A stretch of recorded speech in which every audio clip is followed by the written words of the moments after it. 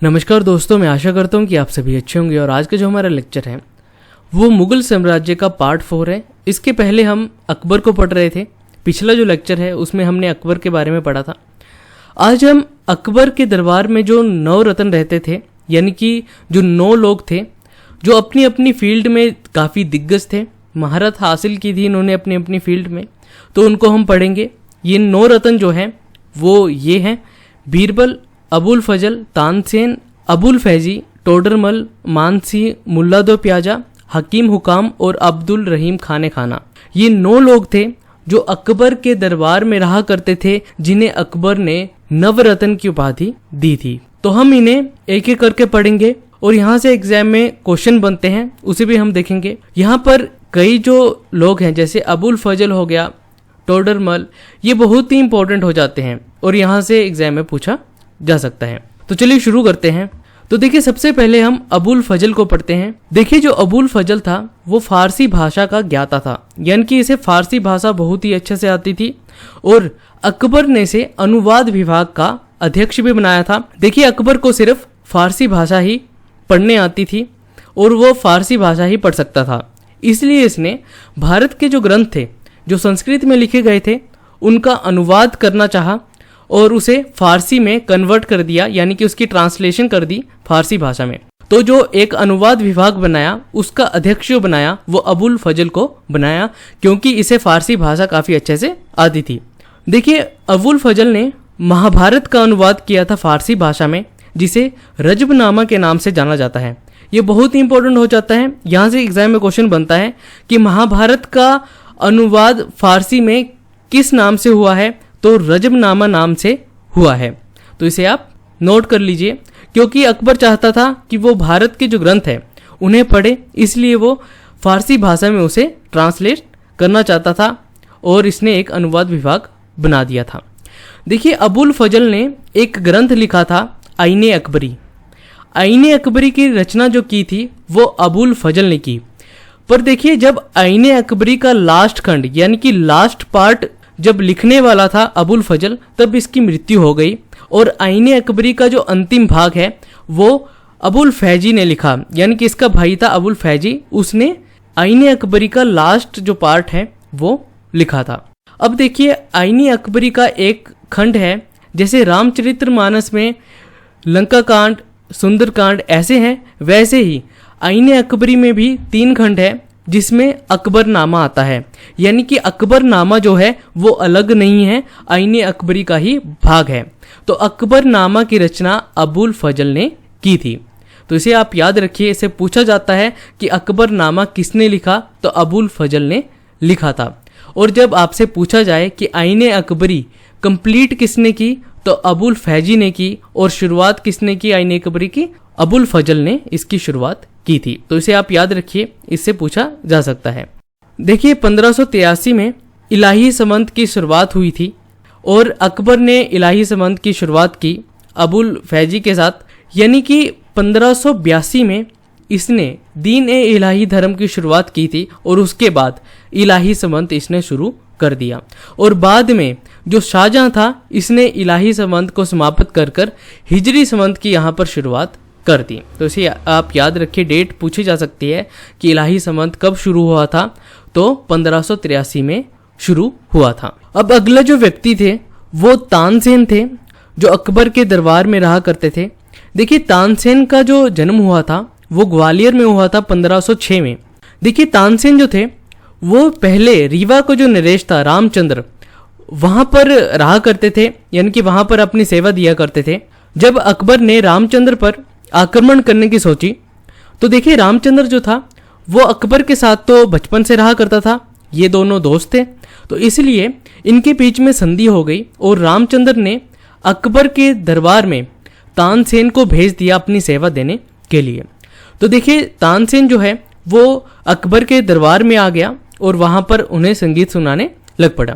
पर इसका जो वास्तविक नेम है तानसेन का वो रामतनु पांडुरंग है, पर इसका जो नाम चेंज करके अकबर ने तानसेन रख दिया था।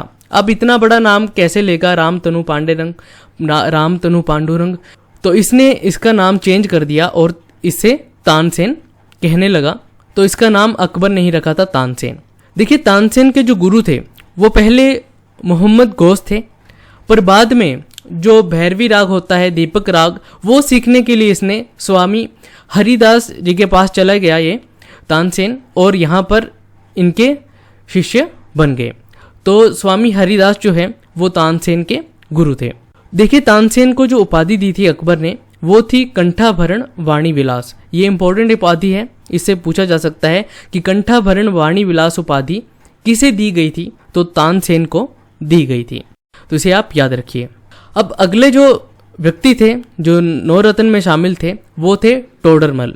देखिए ये जो टोडरमल था वो पहले शेरशाह सूरी के वहां पर रहा करता था, दरबार में रहा करता था, पर बाद में ये अकबर के दरबार में आ गया और अपनी सेवा देने लगा। देखिए टोडरमल को भूमि बंदोबस्त के लिए जाना जाता है। इसने बहुत ही अच्छी व्यवस्था बनाई थी।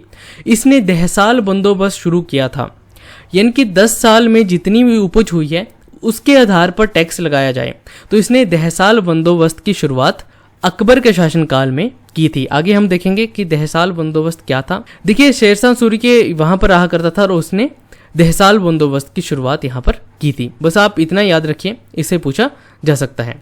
अगला जो नवरत्न है उसमें आता है अब्दुल रहीम खाने खाना।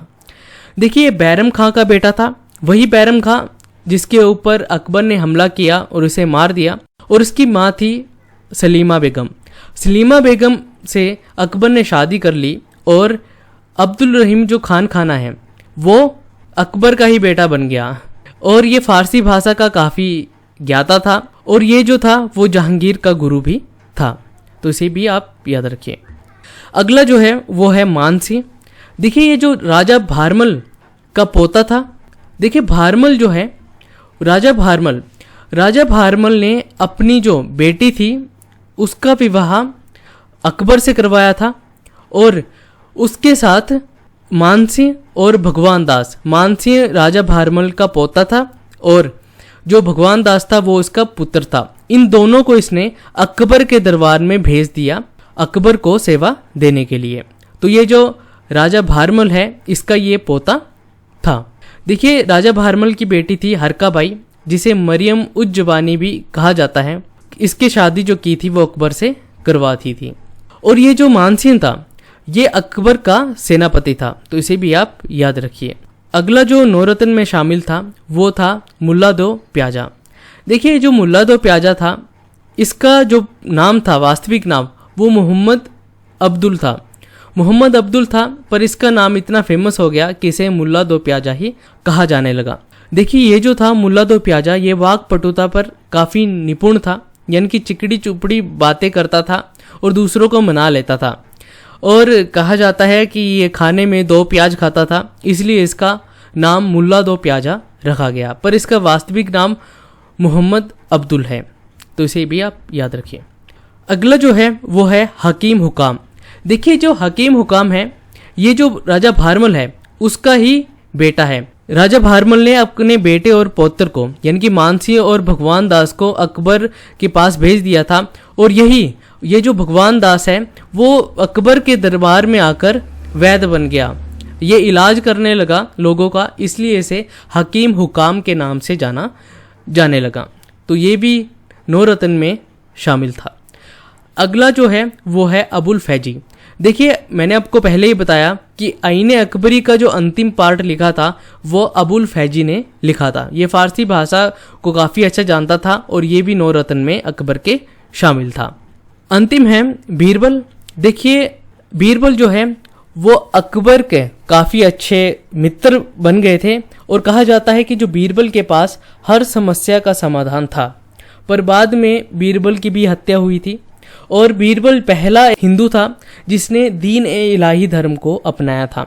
जब 1582 में अकबर ने दीन ए इलाही धर्म शुरू किया तो उसे सबसे पहले बीरबल ने ही अपनाया था। ये पहला हिंदू था जिसने दीन ए इलाही धर्म को अपनाया था। बीरबल का जो वास्तविक नाम था वो था महेश दास, तो इसे आप याद रखिए। अब देखिए अकबर की अंतिम अभियान जो था वो असीरगढ़ का किला था। 1601 में इसने सोचा कि अब हम दक्षिण में भी विस्तार करते हैं, इसलिए इसने दक्षिण पर हमला करने के लिए प्लानिंग की और दक्षिण में प्रवेश तभी किया जा सकता है जब असीरगढ़ का किला जीता जाए। देखिए, असीरगढ़ के किले को दक्षिण भारत का प्रवेश द्वार भी कहा जाता है। जब इस किले को जीता जाएगा तभी दक्षिण भारत में एंट्री होगी। और ये जो असीरगढ़ का किला था इतने अच्छे से बनाया गया था कि कोई भी इसे भेद नहीं सकता था। इसे भेदने के लिए या तो कोई षड्यंत्र रचना पड़ेगा या राजा को मनाना पड़ेगा, उससे संधि करनी पड़ेगी। तो अकबर ने बहुत ही चतुराई से इस किले को जीता, बहुत ही चतुराई से बहुत सारे इसने षड्यंत्र किए इस किले को जीतने के लिए, पर अंतिम में इस किले को इसने जीत ही लिया। देखिए, 1605 में अकबर की मृत्यु हो जाती है और कहा जाता है कि अकबर की जो मृत्यु हुई वो दस्त लगने से हुई थी और 1605 में अकबर यहाँ से चला जाता है, इसकी मृत्यु हो जाती है। अब हम आगे अकबर की प्रशासनिक व्यवस्था के बारे में जान लेते हैं। इसकी जो भू राजस्व व्यवस्था थी उसके बारे में कई बार पूछा जाता है, तो उसे हम देखते हैं।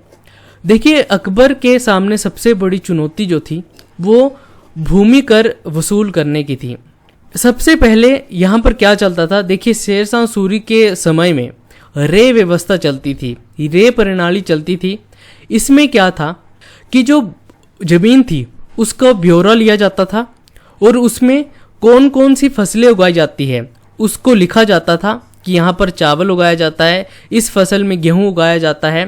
तो इस तरीके से यहाँ पर एक लिस्ट तैयार कर दी जाती थी और उसी के आधार पर टैक्स लिया जाता था। तो इसे रे प्रणाली कहा करते थे, रे व्यवस्था यहाँ पर चलती थी शेरशाह सूरी के समय में। पर अकबर ने इसे अपनाने को मना कर दिया क्योंकि रे व्यवस्था अपनाने में बहुत ज़्यादा टाइम लगता था, क्योंकि पूरे ज़मीन का ब्यौरा लेना है, फिर उसे फसलों के आधार पर बांटना है कि कौन सी फसल कहाँ पर उगती है, कौन सी भूमि कितनी उपजाऊ है, इसी के आधार पर टैक्स लगाना है। तो इसमें बहुत सारा टाइम चला जाता है। तो इसलिए जो अकबर ने हर साल टैक्स लेने की सोची और उत्तर भारत में एक अधिकारी को नियुक्त कर दिया जिसे करोरी कहा जाता था। करोरी एक अधिकारी था जो टैक्स वसूल किया करता था और इसे कहा गया कि तुम 1 करोड़ टैक्स इकट्ठा करोगे। आज के हिसाब से ये 2.5 लाख के करीब होता है। 1 करोड़ दाम इकट्ठा करोगे, इसे कहा गया था। देखिए, यहाँ पर कानूनगो होते थे जो भूमि का पूरा ब्यौरा रखते थे कि कौन सी भूमि कितनी उपजाऊ है, कौन कौन सी फसलें यहाँ पर उगाई जाती है।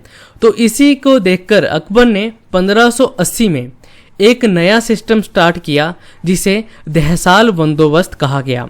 और टोडरमल का इस सिस्टम को स्टार्ट करने में बहुत बड़ा हाथ है। टोडरमल की सहायता से ही दहसाल बंदोबस्त शुरू किया गया। इसे जब्ती प्रणाली भी कहा जाता है।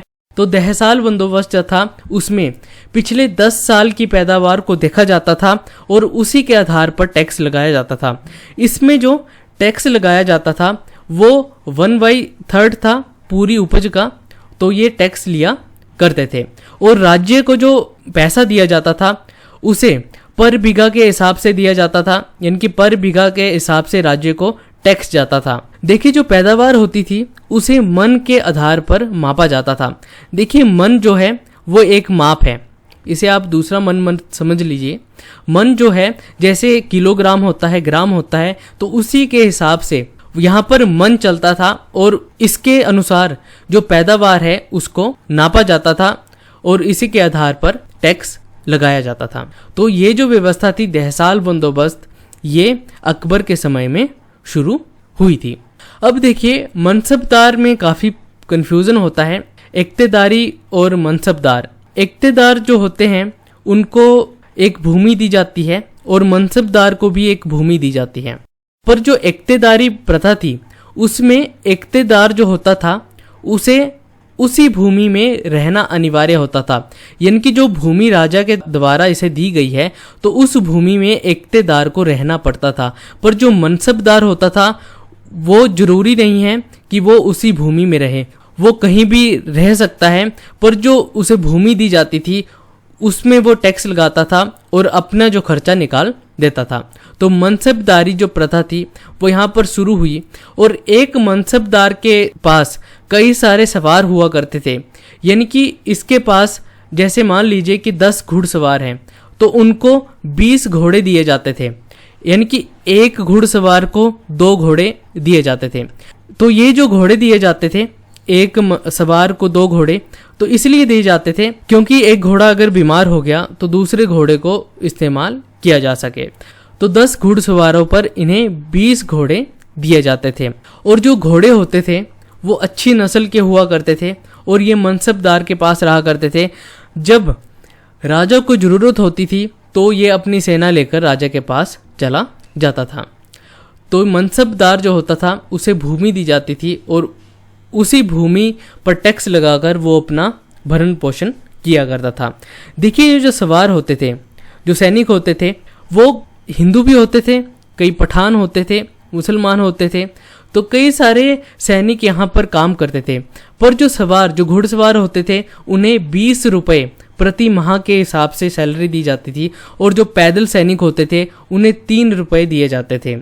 तो यहाँ पर भी भेदभाव था, जो घुड़सवार है उनसे ज़्यादा पैसे दिए जाते थे और पैदल सैनिक को 3 रुपये दिए जाते थे। देखिए, मनसबदार को जो भूमि दी जाती थी उसे जागीर कहा जाता था, यानी कि कोई क्षेत्र मनसबदार को दे दिया उसे जागीर के नाम से जाना जाता है। देखिए, जो मनसबदारी प्रथा है वो चंगेज़ खां के समय से चली है। यहाँ पर इसे दार्शनिक आधार कहा जाता था, यानी कि 2 पार्ट में अपनी सेना को बांटा गया था। एक जो छोटी सेना हुआ करती थी उसमें 10 सैनिक हुआ करते थे और जो बड़ी सेना होती थी जिसमें 10,000 तक सैनिक होते थे, इस सेना को तोमान कहा जाता था और इसका जो हेड हुआ करता था उसे खान कहकर पुकारा जाता था। तो दार्शनिक आधार, यानी कि जब चंगेज़ खान का शासनकाल चल रहा था तो वहीं से मनसबदारी प्रथा भी यहाँ पर चली थी, जिसमें सेना की टुकड़ियों को बांट दिया गया था। एक छोटी टुकड़ी होती थी और एक 10,000 लोगों की टुकड़ी होती थी जिसे तोमान कहा जाता था और उसके हेड को खान कहकर पुकारा जाता था। तो उसे आप याद रखिए।